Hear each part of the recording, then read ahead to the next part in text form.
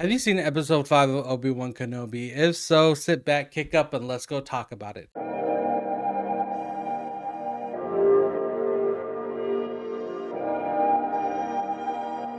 Hello, beautiful humans. Welcome back to Kick Up Flicks. My name is Christine. I hope you're having a fantastic day today. So I can't do this episode without spoilers. So I'm just letting you know right now, we are going to have some spoilers and spoiler talk all through.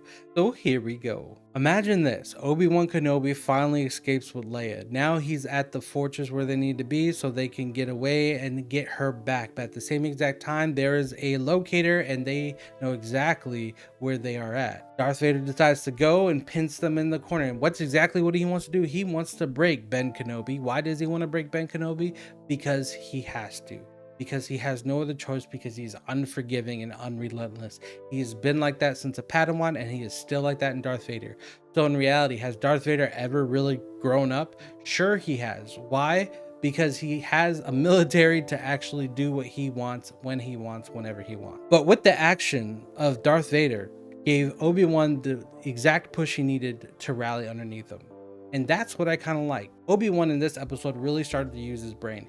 He started to use his feelings, which is exactly what a Jedi would do.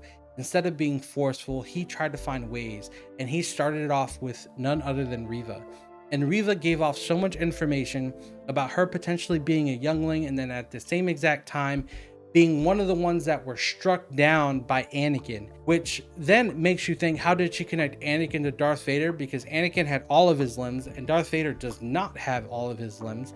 Though she would technically need to know at the same exact time that most of his body is literally a robot. So either ways, you can theorize about that, but she made that connection. It is what it is. So she knows exactly who Darth Vader is, which then also connects Obi-Wan to Anakin. So that's why her hate toward Obi-Wan is there. But then she doesn't really show that hate as much as she should, only for the simple fact is, when she finally had him, she didn't like slay him or torture him in any kind of way or seep into his brain at all.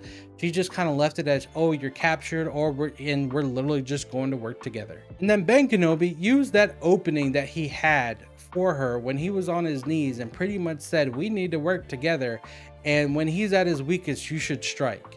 And she was like, yeah, let's go do it. And I found that pretty insane, that it almost actually worked. Now, did I think it was going to work from the very get-go? No, I didn't, not at all. But at the same exact time, a lot of mistakes were made in between. And this is where the mistakes were made.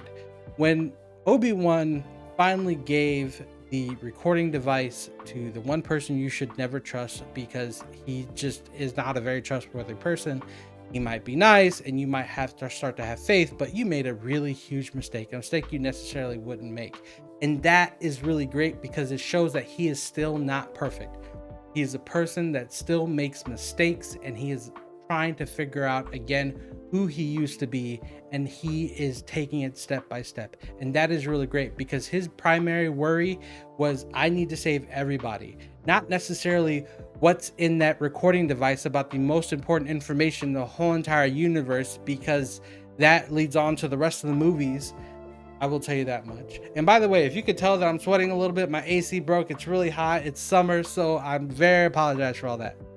But either way, in this episode, the biggest threat is Darth Vader. Darth Vader literally is unstoppable. The way he stopped that ship, pulled it down, he was showing the energy of a king. Literally, he's like, don't touch me, don't even look at me, don't worry about it, I'm good. I don't need anybody to be there for me. Vader at this point in time needs no protection, and he is so strong in the Force. When he literally pulled that ship down and then ripped it to shreds, I was like, no, really? But if you noticed, right, go back and watch that scene. See him struggle even a little bit. He was shaking just a little bit. Yes, he was probably using a lot of force. It probably did take a lot of energy out of him to use that much force. And that's probably why I am saying he let the second one go, is because he might have been able to stop it or slow it down. He might not have had the ability to actually put it back on the floor. And the simple fact that he didn't show the weakness was also very important. But I also believe that a second reason why he didn't stop the ship was because he wanted to handle something more important, which was Riva. He already had an idea, thanks to none other than the Grand Inquisitor, who was not dead. probably already talking to him in his ear about Riva and everything she's been up to, had an idea that eventually she was going to turn against him. And he handled it very swiftly. I love their fight. Their fight couldn't have been any better. And what I mean by that is he made it seem easy, which if you have the ability to pull down a whole entire ship, but she does not, why would the fight even be close?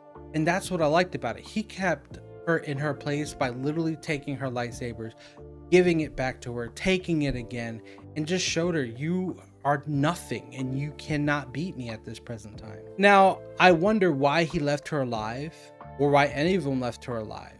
Only for the simple fact is you probably hit her in the same exact place you hit her as a child, so you know she's gonna live.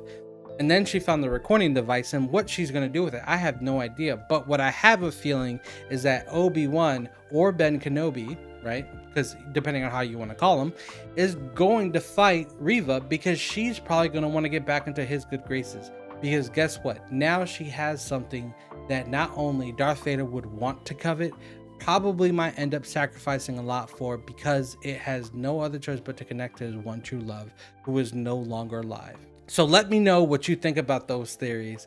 And as usual, if you think I'm doing a really good job and you like and you hung in there with me for this long, subscribe, hit that like button, because it does help me out with that YouTube algorithm. And don't forget to click that bell notification for every time I post, you won't miss anything. And most importantly, above everything else, don't forget to kick up and not down, and I will see you the next time I post.